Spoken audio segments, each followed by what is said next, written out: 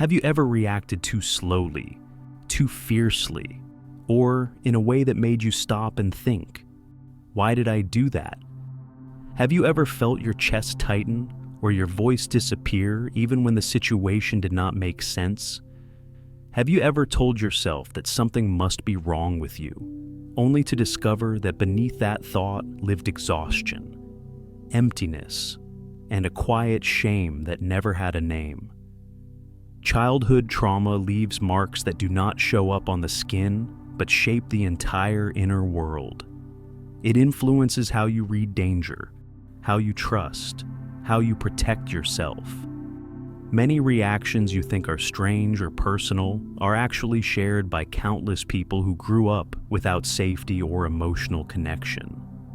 This video will help you identify 11 specific signs, understand their roots, and begin healing in clear, gentle steps.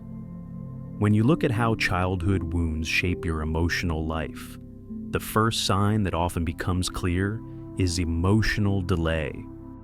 It is the adaptation in which the body postpones emotion to protect you, so feelings surface hours or even days after the event. You may say yes to a supervisor or partner, and only later feel anger or the sense of being used.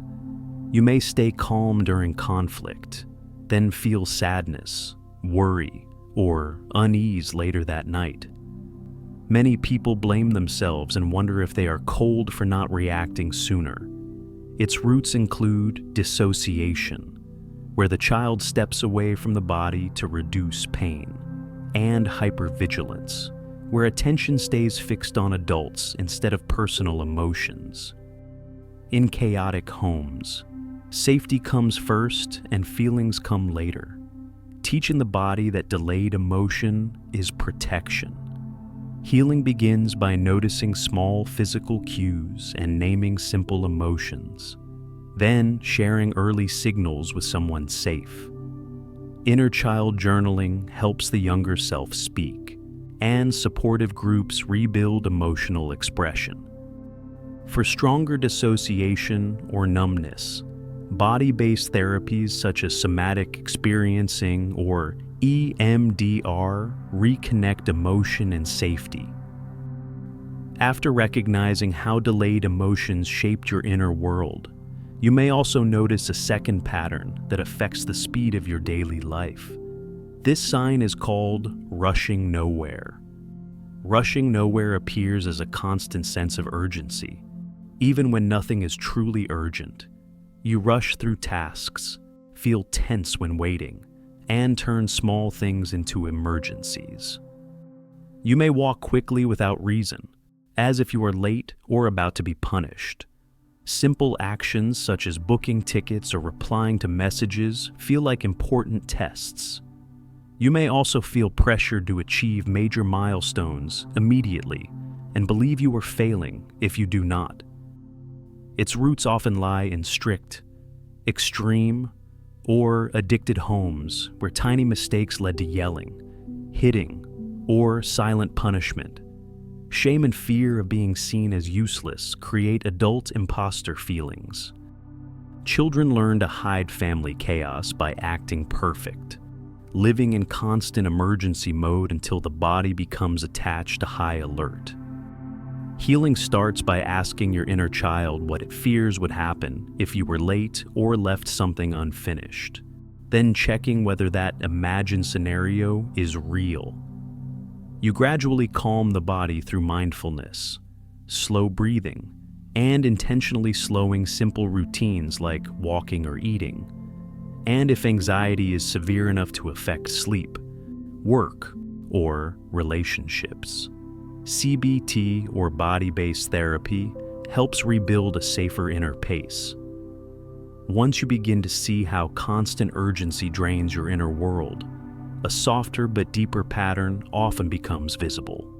This third sign is called refrigerator buzz depression. It is the dull, lingering state that lasts so long, you begin to mistake it for normal life. You move through days feeling tired, numb, and unmotivated without realizing it is depression. It feels like the quiet hum of a refrigerator, a background sound you stop noticing until one day you suddenly hear it again and recognize it has always been there.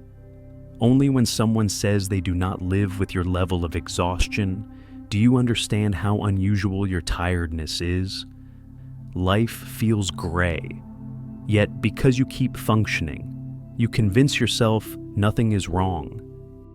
This state often forms when a child faces bullying, loss, or abandonment without emotional support, or grows up in homes that are empty, harsh, or focused only on achievement. After repeated experiences of disappointment, the child learns that nothing will change, and the body responds by lowering energy to survive an environment that feels impossible. Healing starts with group or individual therapy that helps you uncover the original family wounds instead of focusing only on symptoms. A turning point often comes when a therapist or community affirms that you are not broken and that your body has been protecting you. Quick solutions cannot replace this deeper work, and practices like yoga or journaling only support it. In heavier cases, antidepressant medication combined with psychological therapy may be necessary. Small and safe daily habits then help your body slowly relearn joy and connection. After recognizing how silent depression can blend into daily life, another deep pattern often becomes visible in the way you interpret your own exhaustion. This fourth sign is called being tired as a trigger. In this pattern, tiredness is not just a physical state, but a switch that instantly activates shame and fear of being abandoned. When fatigue appears, you may feel useless, lazy, or unworthy of love. Thoughts such as believing that without productivity, people will leave or look down on you become automatic. Rest feels dangerous, so you take on more work, more responsibility, and more pressure even when your body is clearly overwhelmed. This reaction often forms when a child grows up without guidance about sleep, nourishment, or care, or when rest becomes associated with punishment, isolation, or fear. A hypervigilant brain cannot relax because past experiences taught the child that danger comes the moment they let their guard down. Over time, tiredness is labeled as a flaw rather than a biological signal. Healing begins with inner child dialogue that gently uncovers why rest once felt unsafe, paired with supportive sleep routines and mindful awareness of the body. Learning to separate real biological fatigue from the shame attached to it, and allowing rest without self-punishment, gradually restores safety to the act of slowing down. As you begin to question why rest feels unsafe, another pattern often emerges in the way you shift yourself across different environments. This fifth sign is called chameleon but do not mix. It describes the ability to adapt socially with impressive accuracy while carrying a deep fear that the different versions of you might collide. At work, you become one person, with close friends another, and with family a completely different version. You avoid letting these worlds overlap, worrying that if coworkers meet old classmates or if your partner meets your party group, something terrible will happen. Inside, it feels like your identity is divided into separate drawers that must never open at the same time. This pattern often forms when a child grows up protecting family secrets or navigating two conflicting homes during divorce. The child learns that revealing the truth causes danger, shame, or chaos, so splitting life into compartments becomes a survival method. Healing begins with very small risks, such as letting two people from different groups meet in a safe context. Inner child dialogue helps uncover what secret you fear will be exposed and whether those old protections are still needed.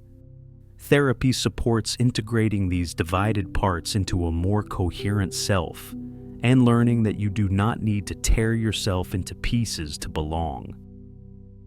After exploring how you split yourself across different worlds to stay safe, another pattern often shows up in how you respond to attention. This sixth sign is called being on the spot. In this pattern, other people's eyes feel like a threat. Even praise can trigger panic. When someone sings happy birthday, calls your name in a meeting, or applauds you, your body reacts with blushing, rapid heartbeat, and the urge to disappear. You avoid presentations, groups, or anything that might place you in view. These reactions often come from childhood moments when eye contact was paired with yelling, punishment, or unsafe social situations. The child learns that being seen means judgment or danger, especially if they were dragged into family conflict. Healing starts by practicing visibility with safe people who respect your boundaries. You then expand your window of tolerance through small steps, like speaking in tiny groups or briefly turning on your camera. Recording yourself privately helps your body get used to being seen without danger. With professional guidance, gradual exposure teaches the nervous system that some forms of attention are safe. As the fear of being seen becomes clearer, a different coping pattern often shows itself in the way you speak about your past. This seventh sign is called laughing about the pain. Here, humor becomes a shield. Painful memories are told as jokes so they feel lighter, both for you and for the people listening. Even moments of survival may be presented as something amusing, because seriousness feels too raw. When others respond with silence or empathy, discomfort rises and you quickly break it with another joke.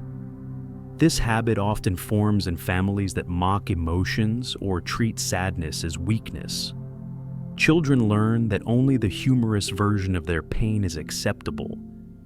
Healing grows from telling your story slowly and without humor, at least in your own journal, and practicing with one safe listener who can stay present. Noticing when you use a joke to avoid a feeling and pausing for a breath allows a small part of the real emotion to emerge safely. When you start to see how you laugh away your wounds, another pattern can appear in the way your tears behave.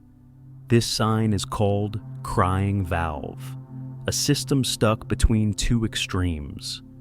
Sometimes you cannot cry at all, even during breakups, funerals, or deep loss.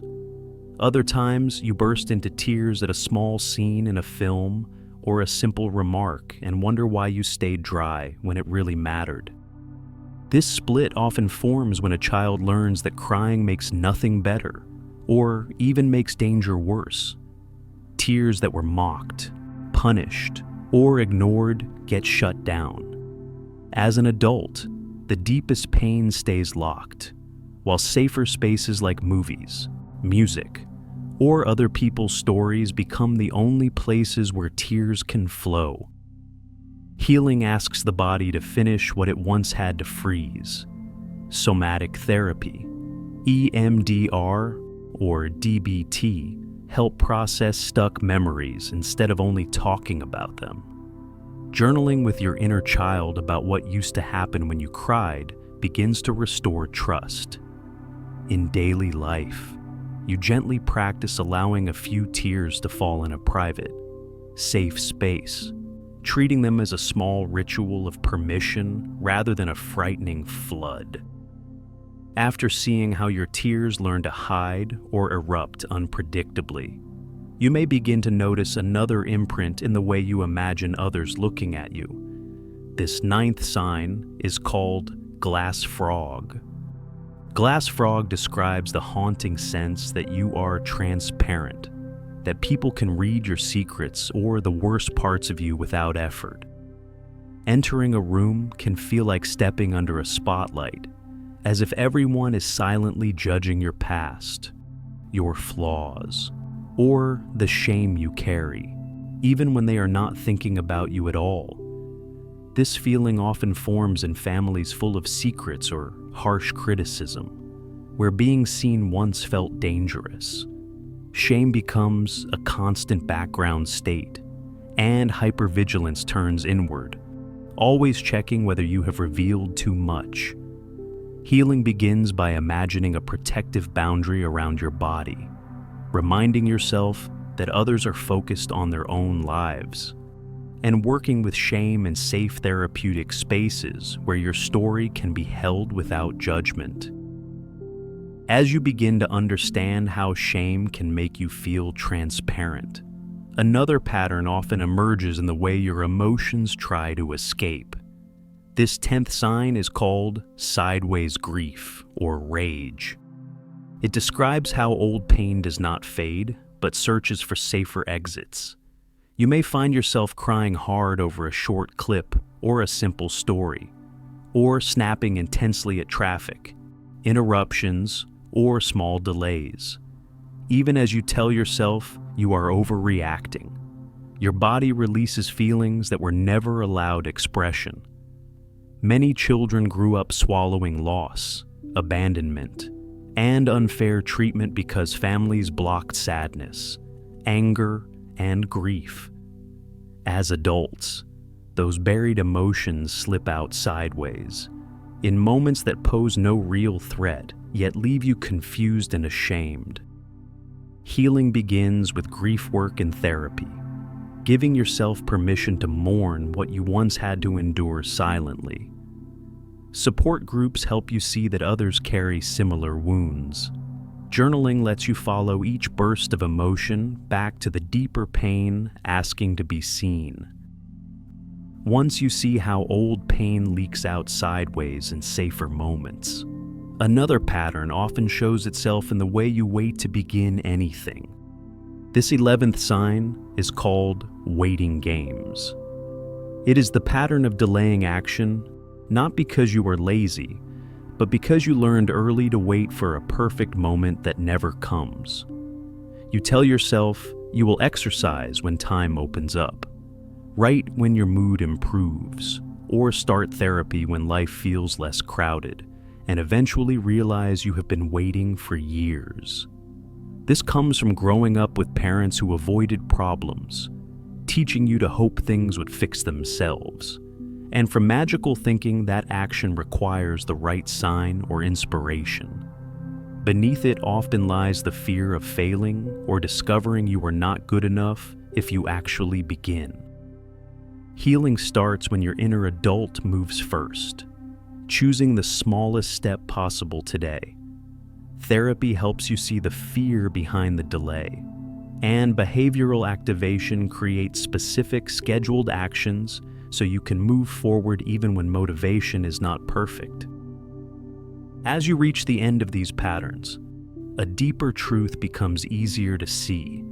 Every reaction you struggle with today began as a normal response to an abnormal childhood environment. These patterns can overlap with attention, deficit hyperactivity disorder, autism spectrum disorder, or other conditions, but their core remains the survival intelligence of a child who lacks safety and emotional connection. None of these adaptations are permanent sentences. The more you understand yourself and tend to your inner child, the more these old habits lose their power over your present life.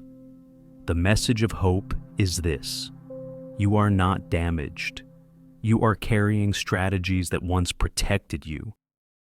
Now that your world is safer, you have permission to learn new ways of living that are softer and healthier. Peace, safety, love, and joy belong to you simply because you are human.